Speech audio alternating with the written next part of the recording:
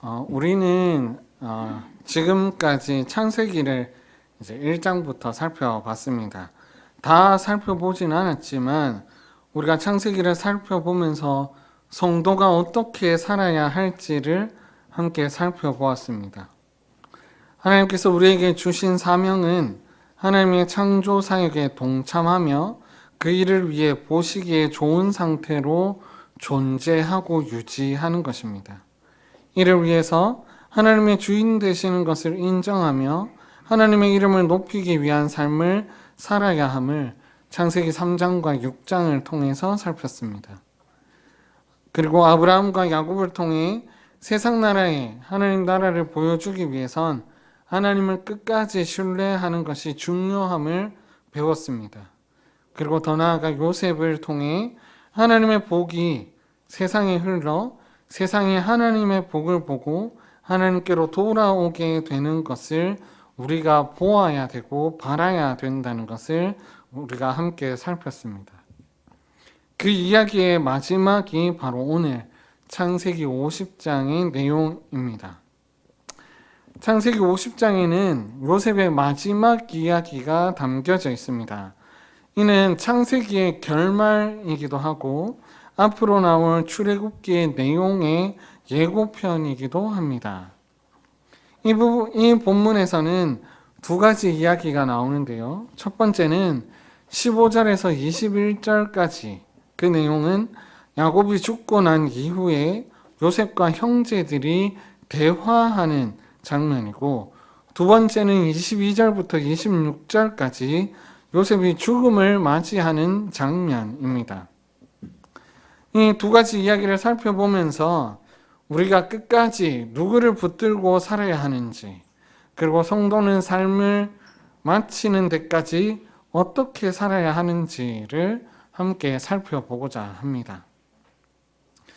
먼저 첫 번째 이야기는 야곱의 죽음에 관한 이야기로 시작됩니다. 야곱의 죽음은 형제들에게 매우 심각한 이야기였습니다. 왜냐하면 아버지가 없다면 요셉이 자기들을 죽이거나 해코지할 게 분명했기 때문이죠. 형제들은 요셉에게 행한 일을 생생하게 기억하고 있습니다. 죽이려고 했다가 구덩이에 떨어뜨렸다가, 그리고 상인에게 팔아서 다른 나라에 살도록 해버린 그 일을 생생히 기억하고 있죠. 그리고 아버지가 계셔서 요셉이 형제들을 괴롭게 하고 해코지하고 죽이지 못한 것도 알고 있었습니다. 그래서 형제들에겐 든든한 버팀목이었던 아버지인 야곱이 죽으니 형제들에게는 비상이 걸렸습니다. 이는 마치 야곱이 형 에서를 찾아갈 때 그때 장면하고 비슷한 긴장감이 있습니다. 형제들은 두려움에 떨다가 결국에 중재자를 통해서 요셉에게 말을 전합니다. 무엇을 전하냐면 16절과 17절인데요. 우리 함께 읽어보겠습니다. 함께 읽겠습니다. 시작. 요셉에게 말을 전하여 이르되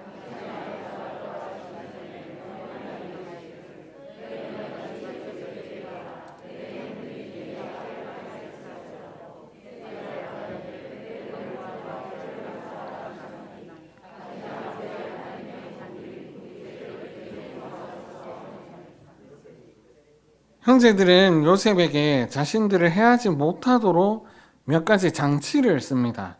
먼저 요셉, 동생인 요셉에게 당신이라는 극존칭을 사용합니다. 요셉은 가족이고 자신들보다 나이도 어린 동생입니다. 그런데 그에게 당신이라는 표현을 쓴 이유는 아무래도 요셉이 두려웠기 때문이죠. 그는 자신들을 죽이고도 남을 권력을 가진 자가 바로 요셉이었고, 그들이 행한 벌에 대한 값을 치르기에 충분한 힘을 가지고 있던 사람이기 때문에 그렇습니다. 그래서 형제들은 요셉을 극존칭을 사용해서 높이며 자비를 베풀 것을 요청하고 있습니다. 그리고 그 이어서 바로 돌아가신 아버지 야곱의 말을 빌려서 이야기합니다. 아버지가 돌아가신 지 얼마 안 됐으니 유언과 같이 들릴 겁니다. 무엇이라고 하냐면 형들이 요셉에게 악을 행하였더라도 이제 그들의 허물과 죄를 용서해 주라 라고 했던 그 야곱의 말을 형제들은 기억하고 요셉에게 요청하는 거죠. 즉 야곱의 아들로서의 의무를 감당할 것을 요청하고 있는 겁니다. 즉 요셉에게 우리 한 번만 용서해 주라 이렇게 호소하고 있는 겁니다. 그러자 요셉은 어떤 반응을 보입니까? 요셉은 그들이 그에게 하는 말을 들었을 때 울었습니다. 여기서 우는 것은 마치 아버지가 죽었을 때 그때 울었던 것처럼 허리를 구부려 울며 그를 위하여 곡하듯이 울었다고 표현하고 있습니다. 요셉은 왜 울었을까요? 이 뒤의 내용을 살펴보면 요셉이 왜 울었는지 알 수 있는데요. 18절을 보면 형들이 중재자를 통해 말을 전한 것만으로 부족했다고 생각하는지 다시 한번 요셉을 형들이 찾아갑니다. 그리고 그 앞에 찾아가서 친히 엎드립니다. 그리고 요셉에게 이제 내가 당신의 종이 되겠습니다 라고 다짜고짜 이야기합니다. 이 행동은 앞에서 형제들이 애굽에 내려오기 전에 가난의 가뭄이 들어서 기근이 들어서 왔을 그때의 모습과 같습니다. 그리고 요셉이 꾸었던 그 꿈이 바로 실현되는 것과 같습니다. 이 의미는 무엇일까요? 종이 되겠다는 말은 요셉 앞에서 자신들의 범죄를 충분히 깨달았으니 그 표시를 지금 하고 있으니 한 번만 용서해달라. 제발 한 번만 죽이지 말고 해코지 하지 말고 살려만 달라고 이야기하고 있는 장면이 바로 이 장면입니다. 이때 요셉은 자신이 어떤 자리에 있는 사람인지 압니다. 그래서 19절에서 이렇게 말하는데요. 요셉이 그들에게 이르되 두려워하지 마소서 내가 하나님을 대신하리이까 라고 이야기하고 있었습니다. 요셉은요 자기가 어느 위치에 있는지 분명히 아는 사람이었습니다. 자신은 애굽에서 두 번째 권력가였고 그 누구를 해치더라도 아무런 문제가 없던 위치에 있던 사람인 줄 알았습니다. 그러나 그는 하나님을 대신해서 형제들을 비판하고 정죄하고 심판할 수 없다는 것을 요셉은 분명하게 알았던 것입니다. 이는 요셉의 자리를 하나님께서 맡기셨기 때문에 요셉은 아무렇게나 자신의 힘을 사용하지 않고 하나님께서 뜻하신 바대로 그 힘을 사용할 것을 말하고 있는 것이죠. 그래서 20절에 이렇게 말하고 있습니다. 우리 함께 읽어보겠습니다. 시작. 당신들은 나를 해하려 하였으나 하나님은 그것을 선으로 바꾸사 오늘과 같이 많은 백성의 생명을 구원하게 하시려 하셨나니. 요셉의 형제들이 요셉을 해하려 했습니다. 그러나 그것을 하나님께서는 선으로 바꾸셔서 많은 백성의 생명을 구원하게끔 하셨습니다. 그런데 여기서 한번 생각해 봅시다. 요셉이 힘을 사용해 자기가 가지고 있는 그 힘을 사용해서 형제들을 죽게 한다면 누구의 말씀을 어기는 게 되겠습니까? 바로 하나님의 말씀과 약속 그리고 하나님께서 맡기신 사명과는 전혀 반대되는 삶을 요셉이 살게 되는 것입니다. 따라서 요셉은 하나님의 말씀에 신실한 자였음을 분명하게 우리는 알 수 있습니다. 그러니 하나님께서 왜 애굽 땅에 보내셨는지를 요셉은 알고 있는 것이죠. 따라서 요셉은 형제들이 하나님의 뜻을 알지 못하는 것에 대해서 안타까워하며 야곱이 죽었을 때처럼 울고 슬퍼했던 것입니다. 그리고 그들에게 긍휼한 마음을 가졌고 요셉에게 다시금 하나님이 어떤 분이신지를 분명하게 말해 주고 있습니다. 그리고 하나님의 약속이 무엇인지도 말해 주고 있습니다. 그리고 그들에게 하나님께서 선하게 인도하셨듯 자신도 하나님의 뜻에 따라서 행할 것을 약속합니다. 그 내용이 바로 21절인데요. 우리 함께 읽어보겠습니다. 시작.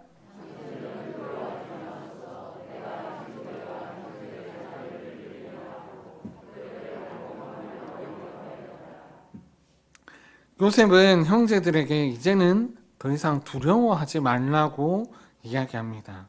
그리고 더 나아가서 형제들을 보호할 뿐 아니라 자녀들까지도 보호하겠다고 약속합니다. 이날 하나님께서 야곱에게 약속하신 큰 나라를 만들겠다는 그 약속에 따라서 최선을 다해서 내가 삶을 살겠다고 선언하고 약속하고 있는 것입니다. 이 말은 그들에게 진짜 진정으로 위로가 되었을 것입니다. 그리고 그들이 애굽에서 큰 나라를 이루기 위해서 어떻게 살아야 하는지도 보여주고 있는 것이죠. 실제로 요셉은 형제들에게 했던 그 약속을 지켰습니다. 출애굽기 1장을 보면요, 하나님의 약속대로 요셉이 약속한 대로 야곱의 자손은 큰 나라가 되었습니다. 그리고 그들은 하나님의 약속에 따라서 출애굽하게 되는 것이죠. 이는 아브라함과 이삭과 야곱에게 했던 하나님의 약속이 모두 이루어지는 것을 보게 되는 것입니다. 두 번째 이야기를 함께 살펴봅시다. 두 번째 이야기는 요셉의 마지막 죽음을 보여주는 장면입니다. 요셉은 그의 아버지 가족과 함께 거주했습니다. 그리고 110세까지 삶을 살았습니다. 자녀들을 많이 낳았습니다. 에브라임과 므낫세인데요. 그리고 그 아들들도 자녀를 낳아서 번성하게 됩니다. 그러나 아직 하나님께서 약속하신 땅에는 들어가지 못했음을 우리는 확인할 수 있습니다. 그러던 중에 요셉이 죽음을 맞이하게 되는 것이죠. 형제들에게 요셉은 유언을 남기는데 24절과 25절입니다. 이렇게 유언을 남기죠.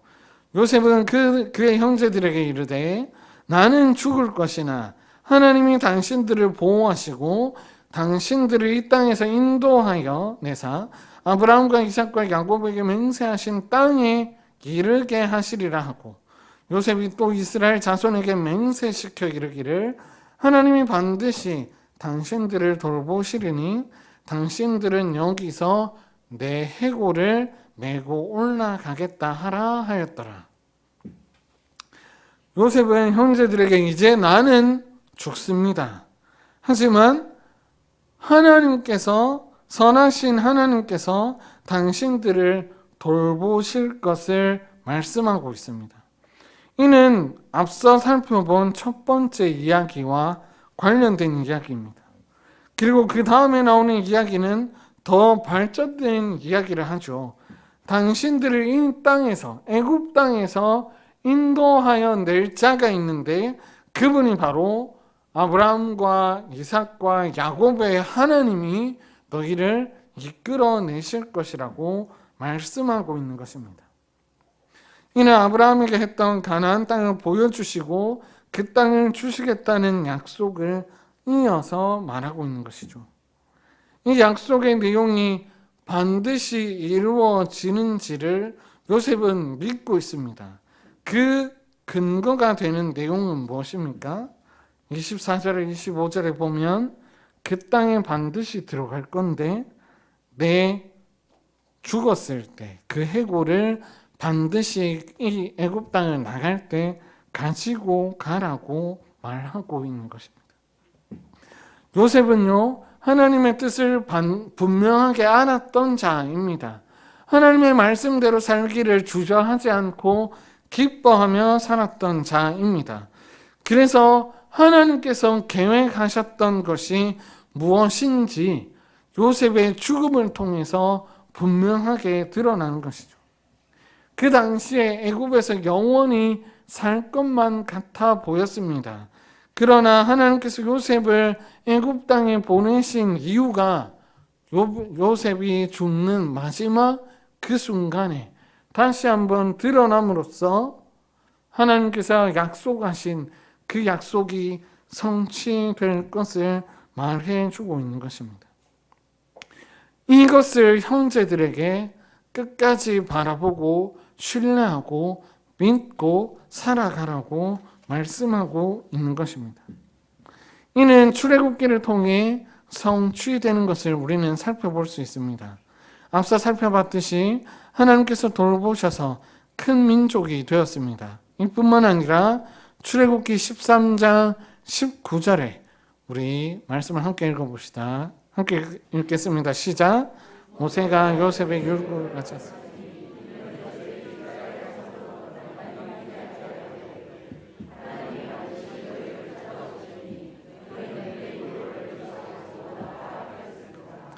여러분, 요셉의 유언이 그리고 하나님의 말씀을 보여줬던 그 약속의 표시가 모세가 출애굽하기 직전에 요셉의 유고를 가지고 나가면서 이 유언이 성취되는 것을 보여주는 것입니다. 결론적으로 무엇을 말씀하고 있냐면 하나님께서 요셉을 통해 하시고자 한 일이 이루어졌다는 것을 볼 수 있는 것이죠. 이스라엘 백성은 애굽을 출애굽하면서도 긴가민가 했을 겁니다. 진짜 그 땅에 가는가? 가지 않는 거 아닌가? 우리가 광야에서 살다가 죽는 거 아닌가? 하는 생각들을 했을 겁니다. 그런데 그때 요셉의 유고를 들고 갈 때 하나님께서 반드시 이 약속을, 하나님께서 약속하신 그 땅을 주시겠다는 것을 이스라엘 백성도 확인하고 신뢰할 수 있게 된 것이죠. 이 두 가지 이야기에서 찾을 수 있는 것은 선하신 하나님의 계획은 반드시 성취되는데 그 성취는 신실한 성도를 통해서 이루어지는 것을 우리는 살펴볼 수 있는 것입니다. 사랑하는 여러분, 그렇다면 우리가 이 이야기에서 기억해야 할 것은 무엇입니까? 첫째는 선하신 하나님을 기억해야 합니다. 요셉은 애굽의 혈혈단신으로 살았지만 선하신 하나님을 기억하며 그 땅에서 살았습니다. 우리도 마찬가지입니다. 태초부터 선하신 하나님께서 선하신 계획을 따라 일을 이루어 가고 계십니다. 그리고 그 계획 속에 우리가 있습니다. 죄의 종로를 타던 우리들을 구원하시고자 하나님께서 아들을 우리에게 보내셨습니다. 예수 그리스도께서 이 땅에 육신을 입고 오셔서 십자가에 죽으시고 부활하심으로써 그 사랑의 확증이 우리에게 나타났고 이루어졌습니다. 그리고 그분께서 다시 오실 것을 약속하셨고 그때에 우리를 신원하여 주실 것이라 말씀하셨습니다. 그러므로 선하신 하나님께서는 우리를 끝까지 지키시고 보호하시며 우리를 인도하실 것을 구약에서부터 지금까지 우리에게 계속해서 나타내 주고 계십니다. 그러니 사랑하는 성도 여러분, 선하신 하나님을 기억하며 살아가시기를 바랍니다. 선하신 하나님을 기억하며 살 때에 우리가 그 그늘 아래서 참된 평안을 누리며 이 땅 가운데서 살아가시는 저와 여러분 되기를 간절히 소원합니다. 둘째는 선하신 하나님의 약속을 따라 삶을 살아야 합니다. 요셉은 하나님의 약속을 믿었습니다. 그리고 그 약속이 반드시 이루어질 줄 알았기에 하나님의 뜻에 따라 형제들을 보호하고 지키겠다고 약속했습니다.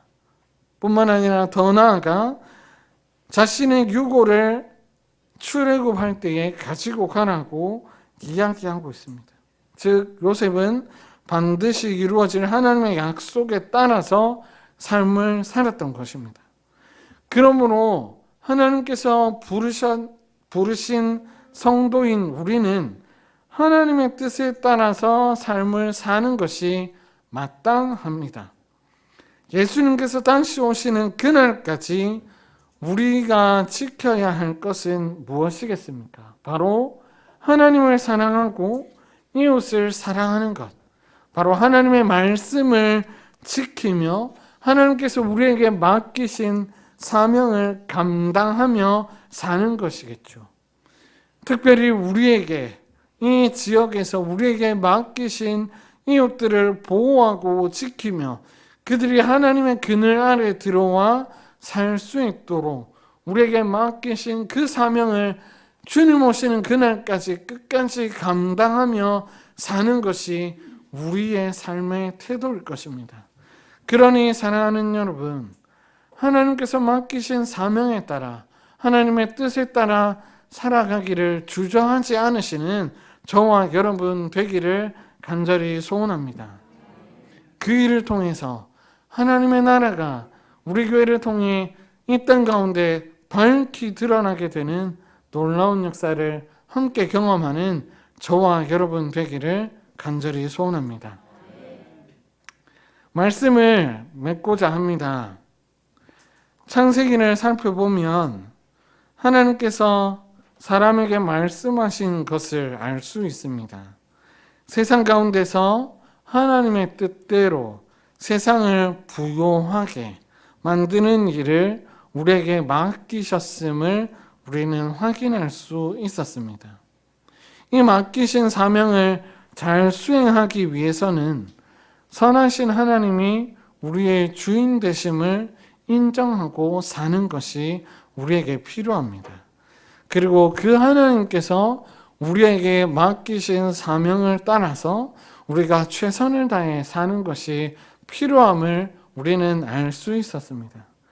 그러니 사랑하는 성도 여러분, 창세기를 통해서 살펴봤던 그 하나님의 뜻을 이루기 위해서 하나님께서 이 땅을 부요하게 하라고 하신 그 사명을 이루기 위해서 삶을 살아내시는 저와 여러분 되기를 간절히 소원합니다.